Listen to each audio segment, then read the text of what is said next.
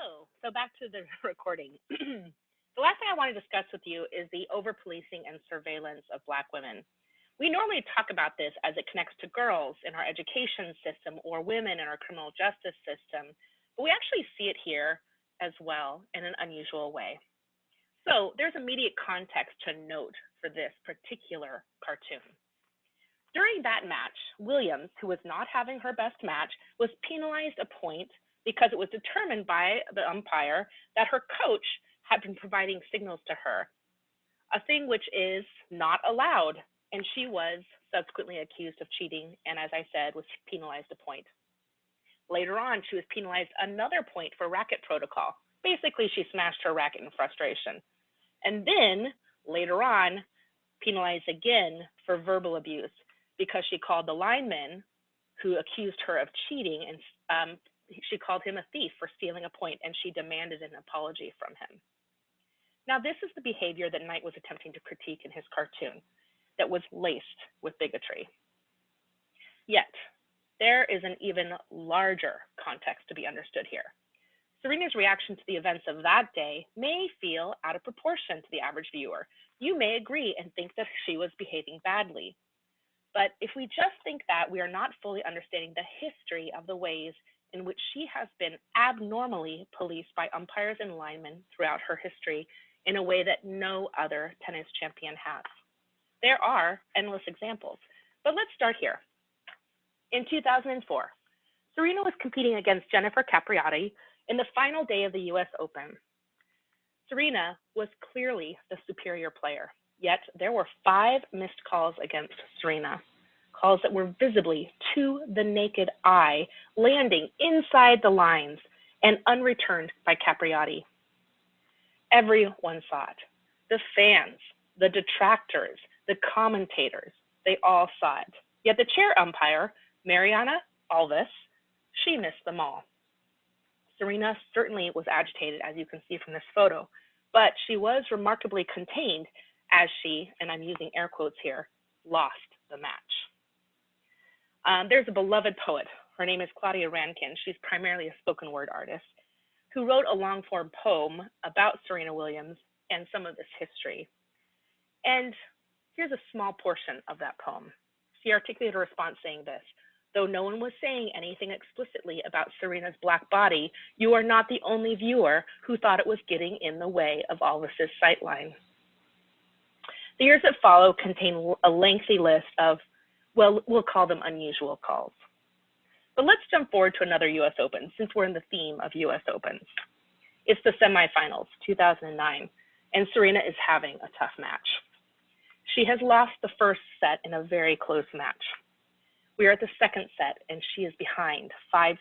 Her opponent is in the lead and 1 point away from taking set and match. And Serena is charged with a foot fault on her serve that no one but the umpire sees, which causes her ultimately to lose the match. But it isn't just that the chair umpire sees something that all the other commentators and the replay cameras don't see, but it's that in critical moments, such as a Grand Slam match, those calls are deliberately not made in most circumstances. There was an officiant at the time, a tennis officiant, not of that match, but who spoke at the time by the name of Carol Cox, who said, "You don't make a line call like that can decide a match unless it's flagrant, because people want to see a match won by skill and athleticism and talent, not by the judgment of an umpire." Serena was being held to a standard that no other tennis champion has been. She was being surveilled to a level that no other tennis champion had been in the past. But that call wasn't the end of the story. She was also fined $80,000 and placed on 2 years of additional surveillance. Or in other words, she was put on probation by the Grand Slam committee for 2 years, as I said. Now, in this course, we've talked about over-policing and state violence in a specific way. I don't attach the same concepts to Serena's experiences to minimize the seriousness of them, but rather to expand on the way in which there is little escape for Black women from the over-policing of their bodies. And on September 9th, when Serena exploded in warranted rage at the US Open, she tells a story of a Sandra Bland or a Corin Gaines, whose warranted rage in the face of over-policing resulted in further penalization.